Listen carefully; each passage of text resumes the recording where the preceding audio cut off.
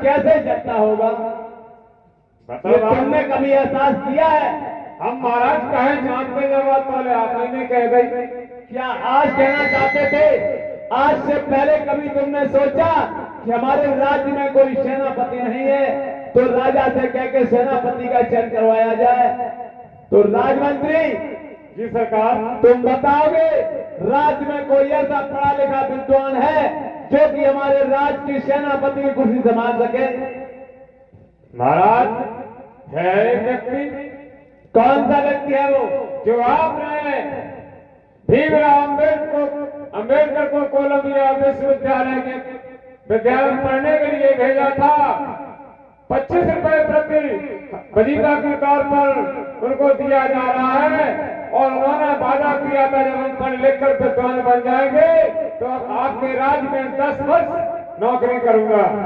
राजमंत्री जी सरकार, तुम ये तो कह रहे हो कि उन्होंने एग्रीमेंट किया था। हाँ, लेकिन एग्रीमेंट मैंने भी करवाया था कि जब बाबा साहब भीमराव अम्बेडकर विदेश से विद्वान होके आएंगे तब भारत आएंगे। लेकिन आप तो कुछ और ही कहना चाहते हो। आप कहना चाहते हो कि भीमराव अम्बेडकर को अभी तत्काल बुलवा लिया जाए। ऐसा कैसा हो सकता है राजमंत्री? महाराज, हाँ, अगर मैं नहीं बोलिया तो राज्य बेकार हो जाए। कैसे से जाएगा राज? जब सेना नायक नहीं होगा राज्य में तो राज्य कैसे चल सकता सरकार? देखो सेनापति जी, अगर हमने अम्बेडकर को इंग्लैंड भेजा है तो अभी अम्बेडकर की शिक्षा अधूरी है। अधूरी शिक्षा पर अम्बेडकर को मैं कैसे बुला सकता हूँ? बताइए।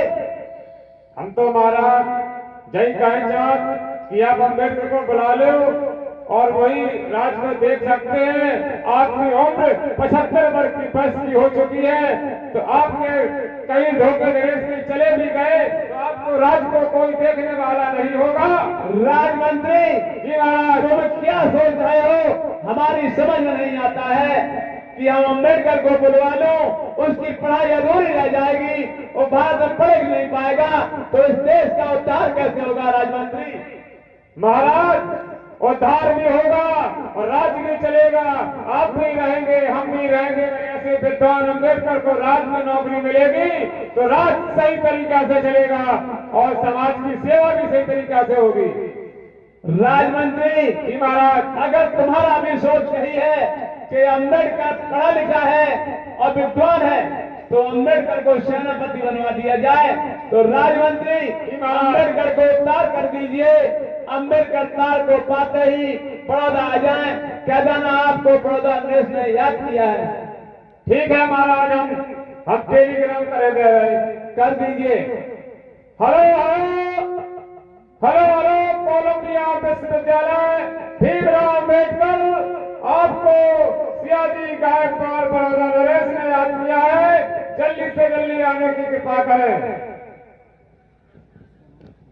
देखिए उस समय तार चलता था, तार का बेतार होता था तब वो सूचना मिलती थी। सही बात है कि नहीं? आज जैसे फोन नहीं थे, जो आज फोन नंबर लगाए इधर से हाल बात हो गई। आज तार का बेतार हुआ। बाबा साहब को जब सूचना मिली, मेरे साहेब, बाबा साहब ने मन में विचार किया अब क्या करें, मेरी तो पढ़ाई अधूरी है। लेकिन मैंने वचन दिया था साहब को, राजा साहब को मैंने वचन दिया था तो जाना भी बहुत जरूरी है। इसलिए जैसे ही सूचना पाई बाबा साहब ने तैयारी बना ली अपनी और तैयारी बना करके बाबा साहब चल दिए कि कोलंबिया से चल कर बाबा आज भारत देश में आए।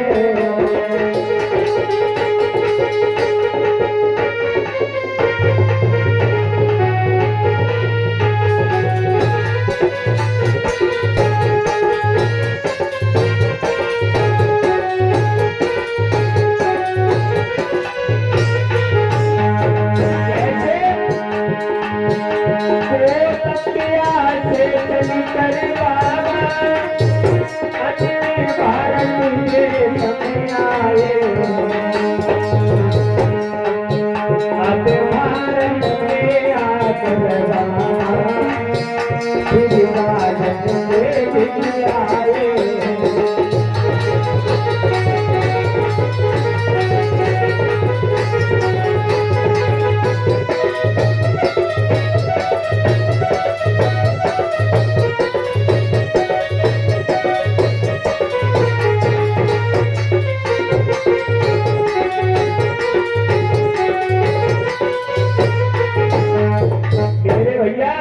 आज बाबा साहब चल करके देखिए कहां पर पहुंचे, बड़ौदा नरेश के पास में जब पहुंचे जाकर के क्या होता मेरी साहेब,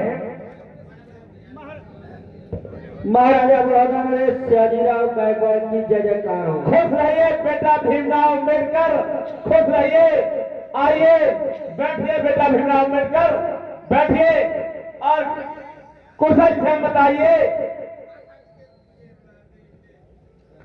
राजन भीमराव, आप जैसे महाराज की इस दीन गरीब पर छत्र छाया हो तो कुशलता क्यों नहीं होगी राजन, कुशलता क्यों नहीं होगी। लेकिन महाराज मेरा आपसे एक निवेदन है, आरजू है, मिन्नत है, प्रार्थना है कि राजन मेरी शिक्षा अधूरी होते हुए आपने मुझे बुला लिया, क्या क्या क्या कारण आन पड़ा जो मुझे बुला लिया, मैं जानने की इच्छा चाहता हूं। बेटा भीमराव अम्बेडकर, कहिए राजा। आप नहीं जानते हैं हमारे राज के मनवादी कर्मचारियों ने हमारे राज को तहस नहस करने की योजना बना रखी है। क्या वो चाहते हैं राजा की कब आंख बंद हो और मैं राज पर अपना शासन कर लूं, क्योंकि हमारे राज्य में आज तक कोई सेनापति नहीं है। बेटा भीमराव सेनापति नहीं है, इसलिए ये हमारे राज्य के खिलाफ बगावत खड़ी कर रहे हैं। तो बेटा भीमराव अम्बेडकर, मैंने तुम्हें इसलिए बुलाया है कि आपसे पढ़ा लिखा विद्वान हमारे राज्य में और कोई तो है नहीं, सिर्फ आप ही ऐसे जो हमारे राज्य की सेनापति कमान संभाल सकते हैं। बेटा भीमराव अम्बेडकर, इसलिए आपको मैंने अमेरिका से बुलवाया है। क्षमा करें राजन, क्षमा करें। इतने बड़े पद पर बैठाकर आप सोच रहे होंगे कि राज्य में खुशहाली आ जाएगी। नहीं राजन, नहीं, राज्य में एक तूफान उठ खड़ा होगा। वो क्यों?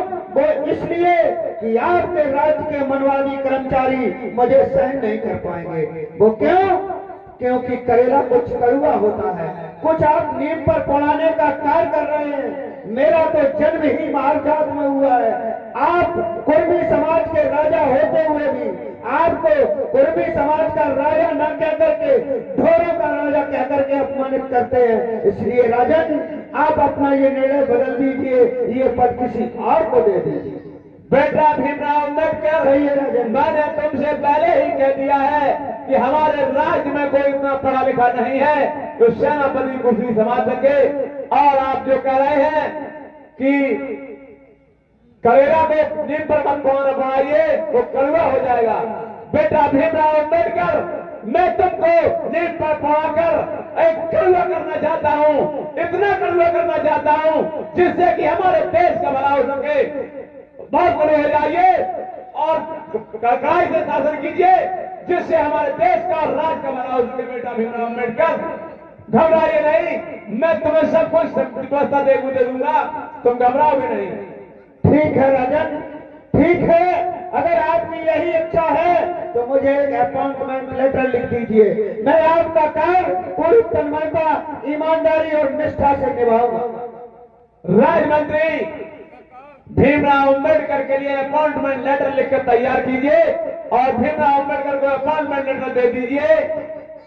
और भीमराव अम्बेडकर आज तो चल के आए हैं, वो थके हुए होंगे, कल से ऑफिस आएंगे, ड्यूटी करेंगे।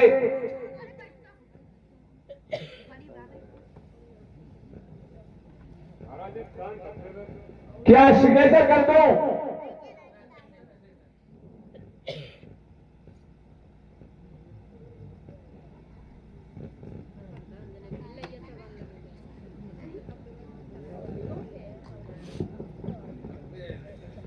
साहब जी, हाँ कहिए।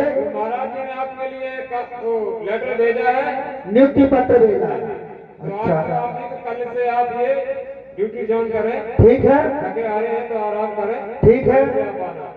ठीक है, जाइए। ठीक है राजमंत्री, अपॉइंटमेंट लेटर दे दिया तुमने? ठीक है भीमराव, कल से ड्यूटी पर आएंगे, आज वो आराम करेंगे और तो हमारा राजकाज देखिए तब तक। जिम्मेदारी आपकी रहेगी। ठीक है राजन, ठीक है। हाँ बोलिए। साथियों, ये महाराजा जी ने हमको नियुक्ति पत्र दिया और जब महाराजा जी ने मुझे पढ़ने के लिए विदेश भेजा था तो ये हमारी शर्त थी कि हम जब विदेश से पढ़कर आएंगे तो 10 साल नौकरी करेंगे। ये हम पर महाराजा जी की तरफ से नहीं, मेरी तरफ से, मेरे ऊपर ये कर्ज है और कर्ज चुकाना है तो महाराजा जी की नौकरी करनी है। इसलिए कल से ड्यूटी ज्वाइन करूंगा, आज थोड़ा आराम करते हैं। चलिए।